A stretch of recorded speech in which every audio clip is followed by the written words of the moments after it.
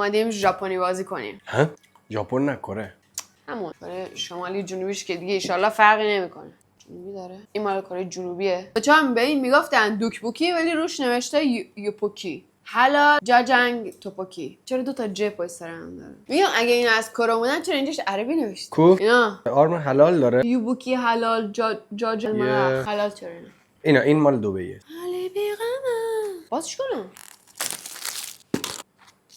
کو؟ پاک کنه یا مثلا چیا؟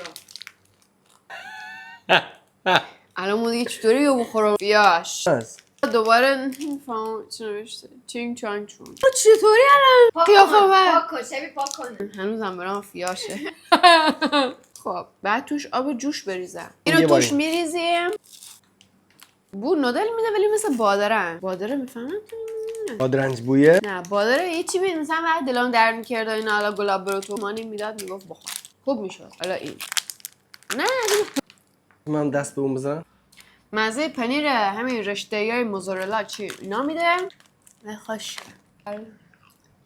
بیا خشکشو برای چی بخوریم بچه ها وایسین آب جوش میخواد خیلی خطش کمه سرعت عمل دیگه به خرج دادن من این گوگرم خیلی میگم خیلی بدمقه بیا آب جوش برس خب حالا درشو میبندیم تا حالا 2 دقیقه بعد بیلیمش آقا مایکروویو خب باشه پس بمونه اینجا خب من نودلمو آماده کردم میخوام اینو باز کنم علی بیغمه شو گفتیم شیافا همین شکلی بود مطمئنم دیگه یک حس ناحسی دارم این باید بریزن روی یه دونه ازش بخور اگه طعمش خوشت اومد آره میگم اینو از چی ساخته شدن اصلا برنج میگم آدم چی دیگه تا کنه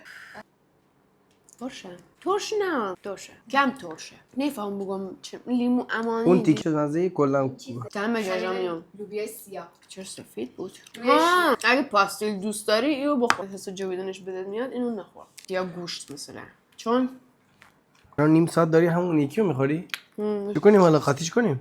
ایسی خود مو حقیقتا محض اطمینان تا خمار رو سفام ناده بیدم ای تو بخور این نمیخوام این خیلی چه خوبیه خور جون خود ای طوری چه نه بخور چه مثلا تو خشت اومده ای تو بخشش خیلی خوشمزن خدایی نه بخور خیلی خوشمزن نمیخوام نبخدم بچه ها پول گرفتیم از شرکت رقیبش براش تبلیغ منفی کنیم نه سه مغزش خوبه بجوی به نظر اگه میخواین زاویه فک بیاریم و پول ژل و فیلر رو اینا ندین از اینا بخوریم همش به خیلی خوشمزه است این ایسوسه ولی این یکمی باید جویده شه یکم بعد زیاد بجویش خدای بدمزم بیا ایسی تو نون بیارم